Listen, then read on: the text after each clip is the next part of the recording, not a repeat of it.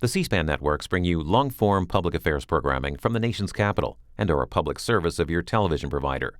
C-SPAN, created by cable. Thank you. Mr. Phelps, you're recognized for 5 minutes. Mr. Chairman, members of the committee, good morning. My name is Michael Phelps. I'm a retired professional swimmer and an Olympian. I want to thank the committee for the opportunity to appear here before you today. It's a privilege to be here to share my thoughts and perspective on the issue of clean sport, which is important to so many athletes and to sport in general. I competed internationally for over 15 years and had the tremendous honor to represent the United States in 5 Olympic Games and 6 World Championships. Without question, many of my proudest moments have been representing my country in international competition. There's no greater feeling than standing on top of the podium, watching the Stars and Stripes rise as the national anthem plays. The Rio Olympics were special for me because it gave me the opportunity to end my career on my terms, and to do it with my wife, Nicole, and son, Boomer, watching. But it was also unique because of increased doping concerns. I watched how this affected my teammates and fellow competitors. We all felt the frustration. Looking back over my career and knowing how difficult it is to get to the highest levels of sport, I can't help but wonder how the next generation of athletes will be able to do it if this uncertainty continues. As a child, I found school difficult. I had ADHD, which probably contributed to my restlessness. I'll never forget being told by one of my teachers that I'd never amount to anything. It was swimming that enabled me to see past those challenges and not be defined by them.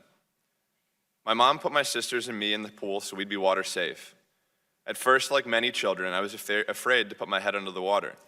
But by overcoming that fear, I got my first taste of self-confidence. As it turned out, I was pretty good in the water, and I quickly realized that the harder I worked, the quicker I improved. I found a focus and a purpose I'd never felt before. I would set goals for myself and work like crazy until I accomplished them. Dreams would just pop into my head whenever I got into the pool. I'd dream about becoming a gold medalist, a world record holder. I wanted to be the best. I talked with my coach so we could come up with a plan, not just for what I was doing in the pool, but also how I could better myself away from the pool. I made up my mind to do everything I could to make my dream a reality. In school, I had friends, but I wasn't that social. I focused on swimming. At times, I was made fun of for what I was doing because it was different. I was in love with challenging myself to become the best athlete that I could be. I felt that every single day was an opportunity for me to do something special when I went to the pool. I always felt that the kids who worked the hardest got the best results. That's why I pushed myself as hard as I could. Over a 5-year period, I trained every single day without a day off. I figured by training on holidays, I'd be able to get that extra edge.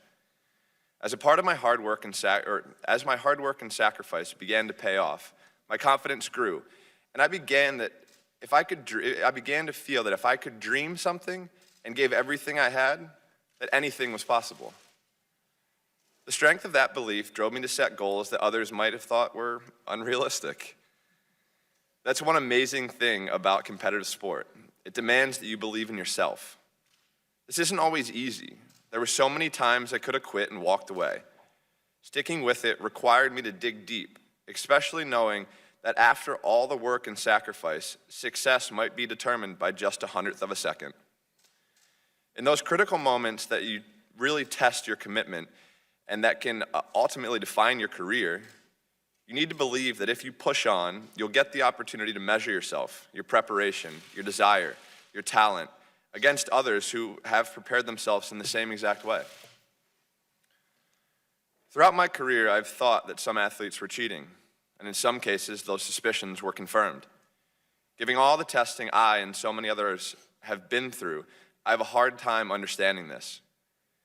In addition to the tests and competitions, I had to notify USADA as to where I was every day, so they would be able to conduct random tests outside of competition. This whole process takes a toll, but it's absolutely worth it to keep the sport clean and fair. I can't describe how frustrating it is to see other athletes break through performance barriers in unrealistic timeframes, knowing what I had to do to go through that. I watched how this affected my teammates as well. Even the suspicion of doping is disillusioning for clean athletes. To believe in yourself through sport, You need to be able to believe in the system that safeguards clean sport and fair play. All athletes must be held to the same standards, which need to be implemented and enforced with consistency and independence. For years now, I've worked closely with kids. Most of these kids aren't swimmers, but they're eager to sit down and talk with me, and they're always full of questions. It's when I talk about being a kid like them and how this all started with a dream, you see their eyes lighten up. We talk about how I did it, and I tell them that they can do it too. To look into a child's eyes and tell them if they dare to dream and do the work, they can succeed. The power to believe in yourself and inspire others through sport depends upon fair play. Now that I'm retired, I'm frequently asked if I think anybody will ever win more medals than me in my lifetime.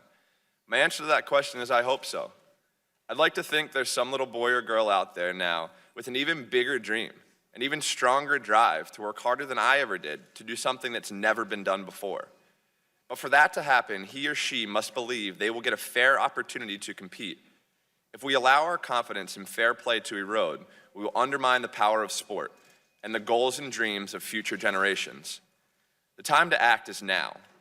We must do what is necessary to ensure the system is fair and reliable so we all can believe in it. Thank you, Mr. Chairman and members of the committee.